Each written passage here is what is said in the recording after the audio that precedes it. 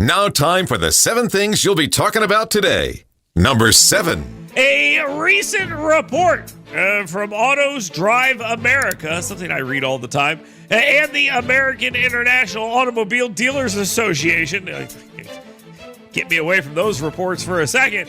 New reports from those guys have shown that international automakers have contributed $14.5 billion to Alabama's economy. Now, I mock these reports, but Honda, Hyundai, Mazda, Mercedes-Benz, and Toyota all playing a huge role in this. And it shows for the first time in 2023, international automakers outproduced the Detroit 3. That's a big number right there. They have outproduced the big 3 in Detroit with 4.9 million light vehicles compared to 4.6 million light vehicles. That is a huge deal. 17,387 Alabamians with jobs. Number 6. All right, a competitive election is brewing in Alabama's 2nd congressional district. I've talked about this race a lot because it is an important race for the national mood. Now, not getting a lot of attention. Caroline Dobson, Shamari Figures, Republican Democrat, the newly drawn and intentionally majority black district meant to elect a black Democrat. Recent polls showed that Biden and Trump were tied in this district, but Dobson has outraised and outspent Figures, and recent endorsements and positive indicators at the convention have boosted her campaign. The NRCC, the National Republican Congressional Committee, I believe it is, sees this as a strong chance for a Republican pickup. It'll be interesting to see what the Kamala Harris news does in this situation, because that could play a role here. Number 5. We all know that they believe Donald Trump is the Antichrist, right? That's like a thing that they've said pretty clearly over and over and over again. Or he's literally Hitler. And then they prayed for his recovery or something, which is kind of strange. But yeah, anyway, former President Donald Trump is the Antichrist or something compared to the Antichrist by who? State Representative Wandolyn Gavan. Go watch these videos. They're very funny. She made these videos during the Republican convention, and each time I think she changed her wig. It's just a funny thing here. Throughout the event, the Republican National Convention, Gavan criticized Trump, calling him the Antichrist, compared him to infamous cult leaders. She urged the Democratic Party to bring in younger figures to respond to the RNC's strong performance. I'm guessing she means herself. Please put Wandolyn Gavan on the Democratic National Convention stage. Please, I'm begging. Number 4. On Sunday, President Joe Biden's Twitter account announced that he will not seek re-election and he will remain president of the United States. We'll get into that one in just a bit here, okay? Let's move on. Instead, he will focus on fulfilling his duties the remainder of his term. This decision follows his poor performance in the first presidential debate against Donald Trump, his recent COVID-19 diagnosis, and the media's acceptance that they have been lying about Biden forever. So that's what's going on here. Joe Biden didn't make a statement. There wasn't a video. There wasn't a photo. He didn't even sign the letter himself. It wasn't on presidential letterhead or anything. This guy just was like, see here, tweet this out. Does Joe Biden even know that he quit the race? There's a good chance he doesn't. But at this point, I don't think it matters. It would be very funny to have him come out and say, I didn't do that. That wasn't me.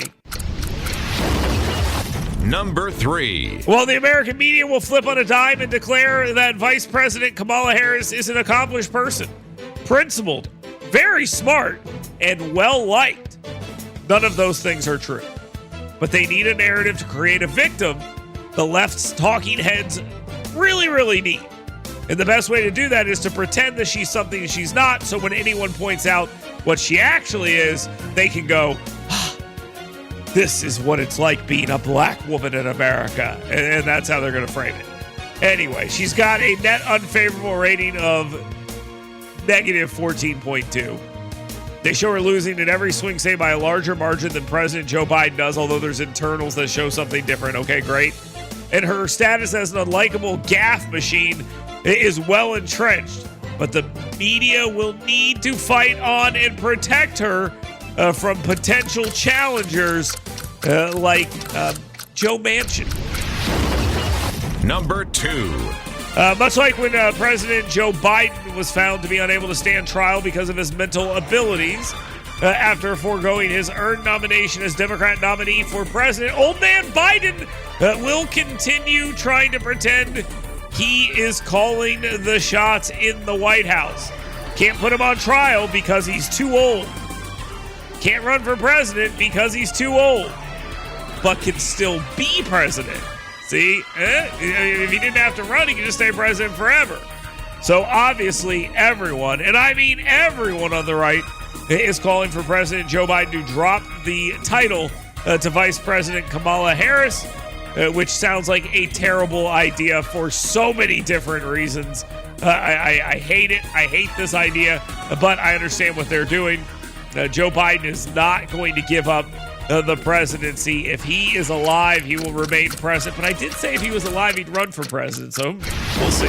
Now, time for the number 1 thing you'll be talking about today. Okay, you know for a fact that there are a bunch of press releases sitting in congressional offices and other offices across this country. And in it, there's a folder, and it says Biden. So there's what if Biden dies? What if Biden falls down the stairs?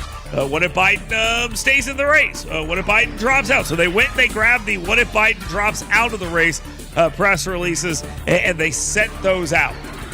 Alabama lawmakers were waiting for this moment. Press releases at the ready. Those press aides were ready to earn their money. They're ready to go right now. Representative Terry Sewell, Democrat out of Birmingham, and Birmingham Mayor Randall Woodfin came out supporting Vice President Kamala Harris, despite both claiming they wanted Biden to stay in the race a week ago.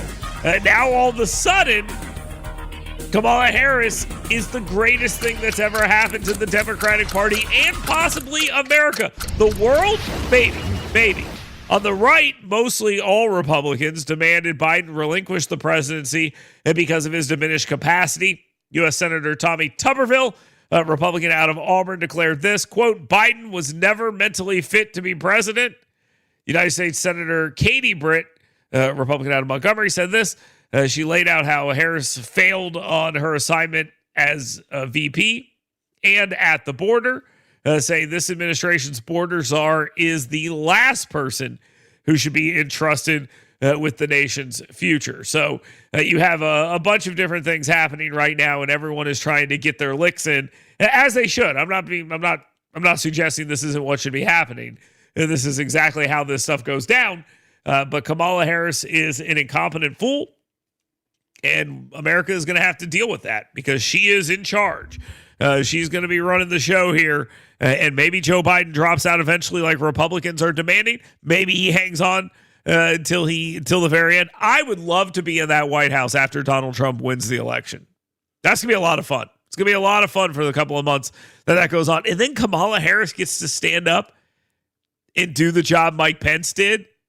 At which point they'll praise her for doing the exact same thing Mike Pence did, suggesting that she's somehow a better person or something. But this should be a lot of fun. We could be gearing up for a lot of fun. It's gonna be a lot of stupid too. But it's going to be a lot of fun as well. So there you go. Going to be an interesting one moving forward. Joe Biden dropped out of the race, remains president. Make that make sense. You can try. You'll fail. You can try. Right here on the QC Kinetics Free Speech phone lines, 866-494-WVNN, 866-494-9866. You can also get in here on the ScoutPestControl.com WVNN Hot Take text line at 866-494-WVNN. And you can also email me. You've got mail. On the DowntownRescueMission.org email inbox, Dale@WVNN.com. Lots of different ways to jump in here. Don't forget, questions for 10 with him. Get those in here. We will continue with that. And the comment section comes alive a little bit later as well. Don't miss that. Go to WVNN's Facebook page and check that out. We'll be right back.